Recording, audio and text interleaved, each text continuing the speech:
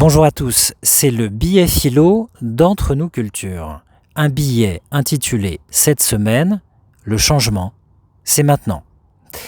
Alors tout d'abord, puisque nous sommes le 6 janvier 2024 et que c'est le premier billet philo de l'année, permettez-moi de vous présenter tous mes vœux à vous, à vos proches, des vœux de santé, des vœux de joie, des vœux de prospérité, des vœux de sérénité.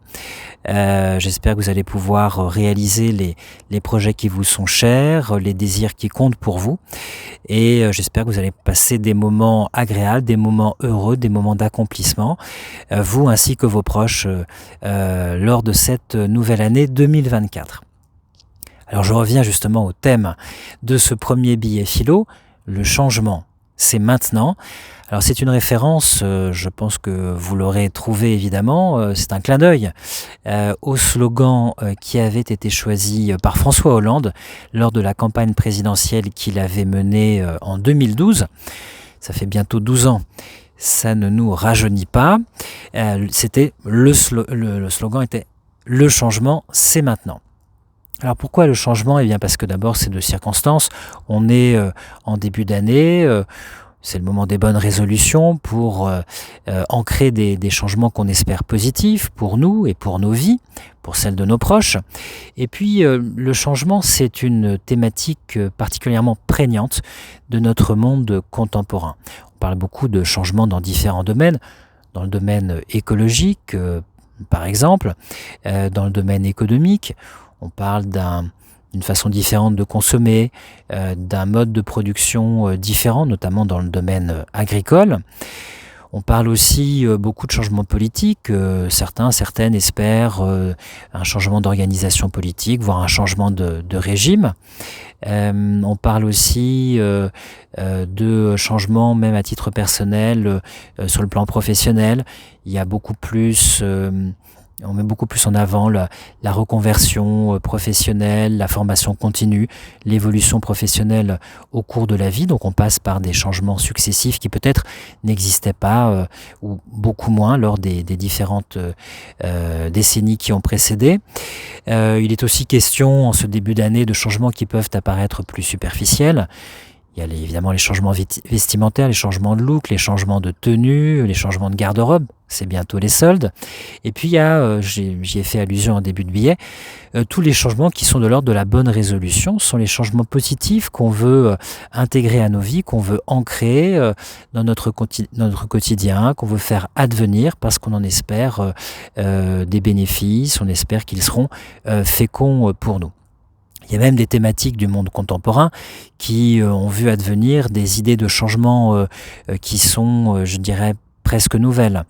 Par exemple, des changements qui concernent l'identité sexuelle. On parle beaucoup depuis une dizaine d'années dans le domaine social ou sociétal du changement de sexe, par exemple.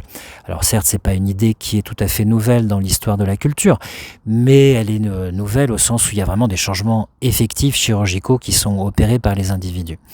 C'est pas une idée nouvelle, elle existait auparavant sous la forme d'un mythe. Je donne une brève référence si ça vous intéresse d'aller voir un poème célèbre qui en parle. C'est le mythe d'Iphis et de Ianthe. C'est un célèbre mythe qui nous est raconté par le poète latin Ovide, qui est un poète du 1er siècle avant Jésus-Christ. Il en parle, il le raconte dans son livre célèbre Les Métamorphoses. C'est au livre 9 des Métamorphoses. Je vous résume rapidement le mythe. Il y a un couple de Crétois, ça se passe en Crète, qui s'appelle Lygdus et Télétusa, et ce sont des personnes pauvres, et de façon tout à fait dramatique, Lygdus dit à Télétusa que si elle accouche d'une fille, il faudra la supprimer. Tout simplement, donc vous voyez que c'est une circonstance dramatique. Télétuse accouche d'une fille, elle cache son sexe à son mari, elle dit que c'est un garçon, et elle l'appelle Iphis, qui est un prénom qui correspond, qui est un prénom ambivalent.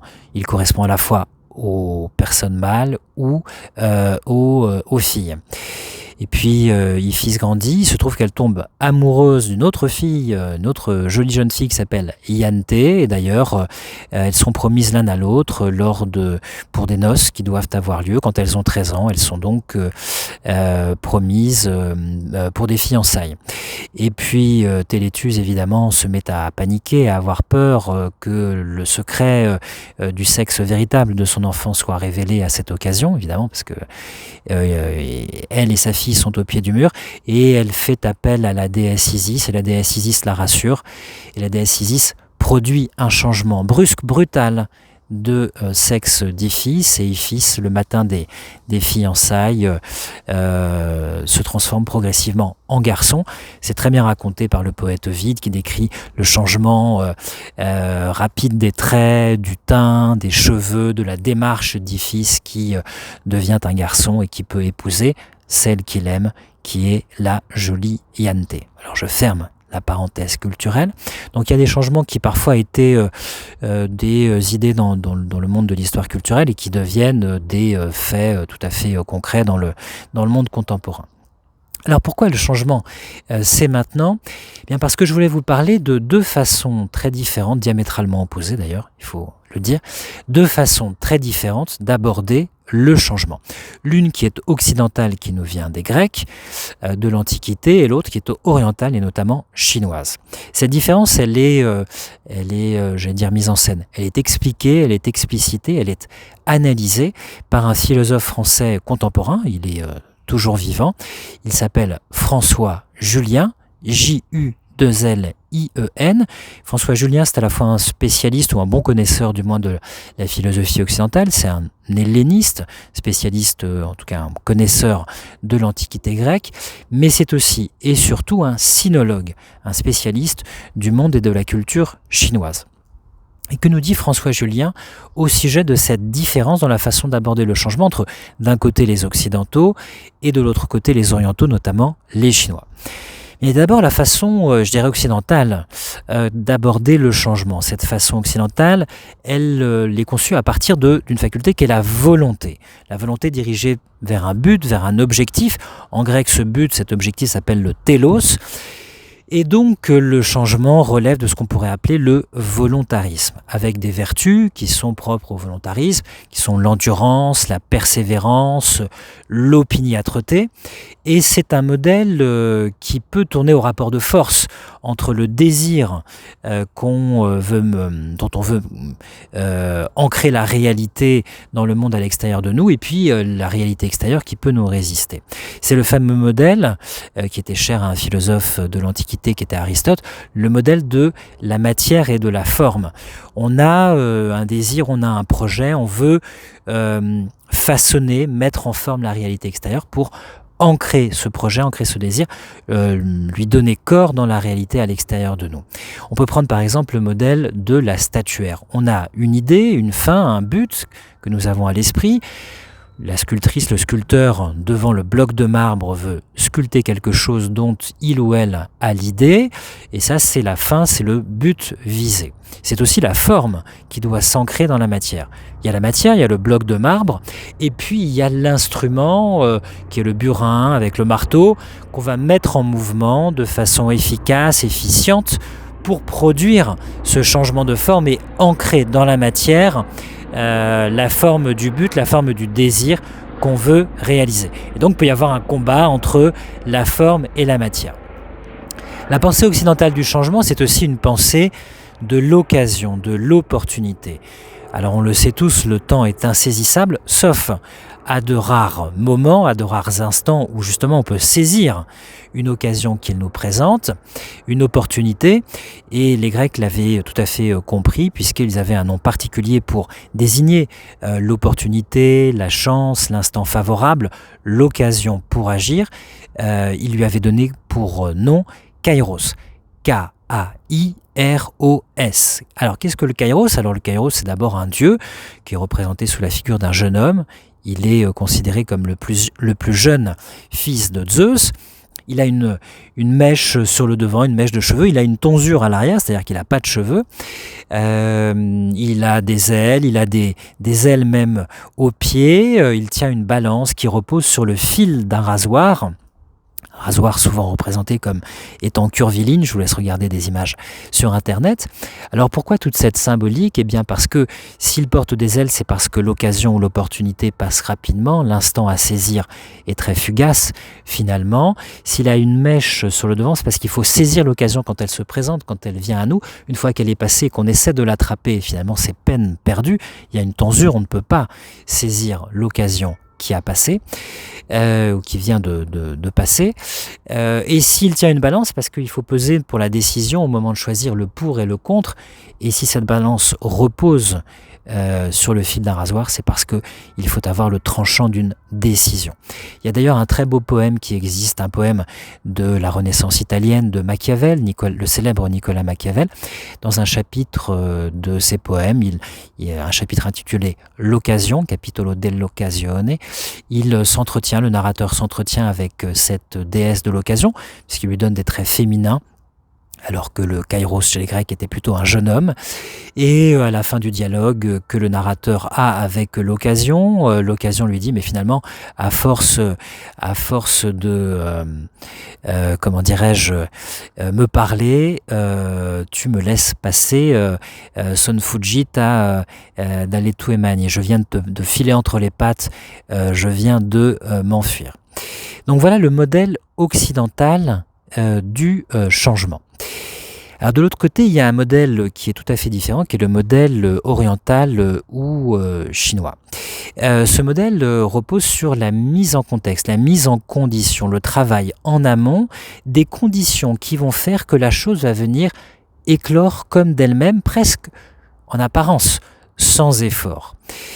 Je prends un exemple, c'est l'exemple par exemple du jardin. Vous travaillez un jardin, vous taillez les arbustes, vous les arrosez, vous les protégez des espèces invasives, vous apportez tous les soins qui sont nécessaires à votre jardin, et ensuite la logique des choses, le mouvement naturel des choses, vous qui avez mis en place les conditions en amont, pour que tout se passe comme vous le désiriez, les choses vont se mettre à fleurir, à grandir, à éclore. Donc c'est le modèle de la fermentation, de la maturation.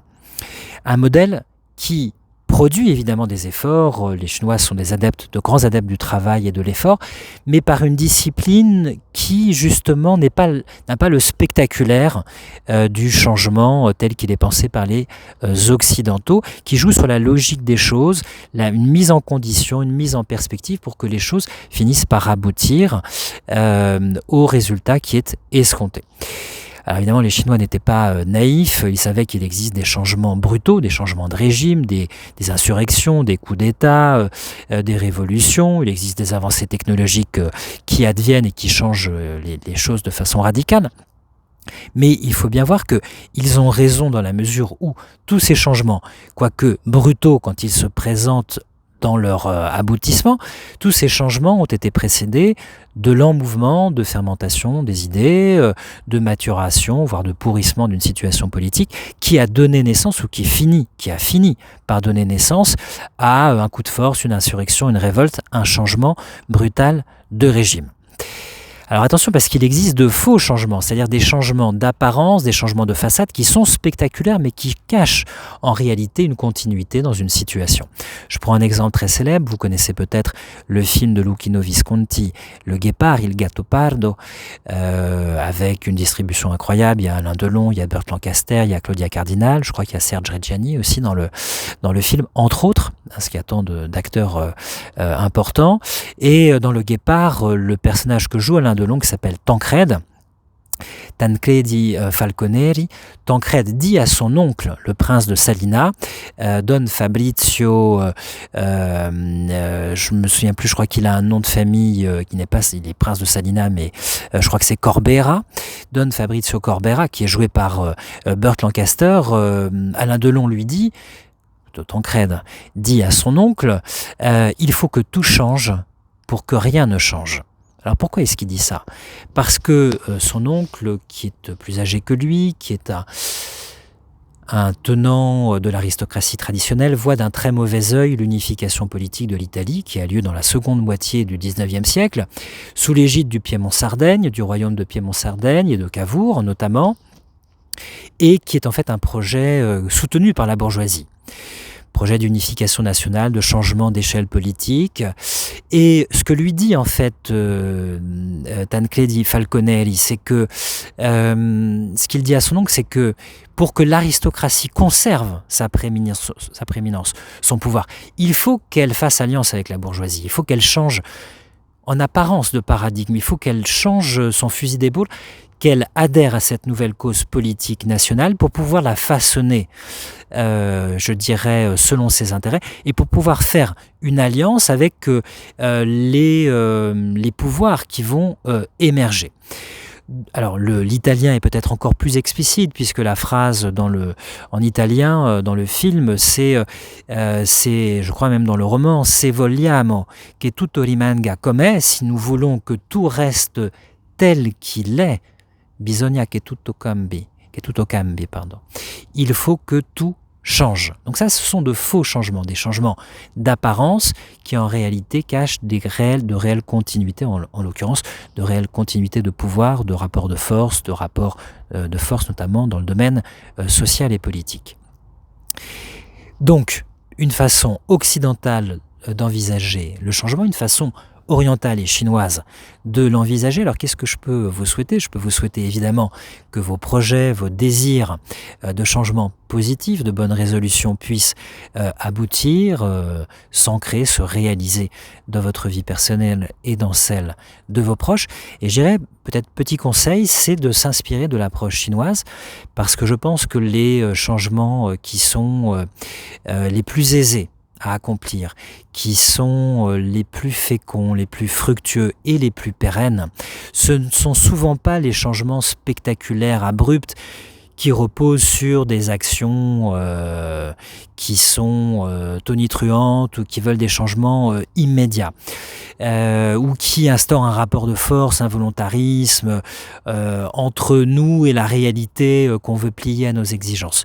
Ce sont plutôt les changements, je dirais à la chinoise, qui passent par de petites touches, qui sont graduelles, qui passent par progrès cumulatif, par accumulation, et qui permettent à un changement de s'ancrer véritablement dans notre manière d'être, dans notre façon d'être, notre façon de vivre, dans notre rapport aux autres, dans notre façon de gérer nos relations, notre rapport à la réalité extérieure, notre agenda aussi. Et donc ce que je peux vous souhaiter, quels que soient vos projets d'activité, ça peut être une activité sportive, ça peut être un apprentissage, ça peut être quelque chose que vous voulez réussir à ancrer ou que vous n'avez pas réussi à faire jusqu'à présent, ce que je peux vous souhaiter, c'est de l'instaurer de façon graduelle à travers un élément qui est très important pour le changement, qu'on oublie parfois, et parce qu'il n'est pas spectaculaire, et qui est la routine. Intégrer quelque chose à sa routine. Alors, on peut penser par exemple au fait de se brosser les dents, de prendre sa douche, de prendre un bain, on fait ça tous les jours. Ce sont des routines, on n'envisage pas de ne pas le faire. Et donc, ancrer quelque chose dans sa routine, c'est déjà gagné. Ça fait que, à moyen terme ou à long terme, on va produire un changement qui vraiment va venir faire partie de nous, va venir s'ancrer dans notre vie, dans notre rapport à nous-mêmes, à notre quotidien, et on ne pourra pas faire sans, et donc il finira par porter ses fruits. Voilà, c'est moins spectaculaire que le changement grec, que j'apprécie beaucoup. Moi, je suis un grand tenant de l'héritage grec, j'aime beaucoup, mais enfin, pour réussir une bonne résolution qui veut ancrer des changements qui parfois sont désirés depuis longtemps, n'ont pas réussi à aboutir. Je pense que l'approche chinoise a aussi beaucoup de vertus. Je vous remercie de votre écoute. Juste un instant pour vous rappeler que celles et ceux qui veulent participer au cours de philo qui commence d'ailleurs la semaine prochaine à La Rochelle peuvent obtenir des informations sur les tarifs et sur les horaires de cours, ces cours de philo pour adultes, à l'adresse suivante, contact@kailos.fr, contact comme contact, arrobas comme arrobas, Kailos c'est KHEILOS.fr.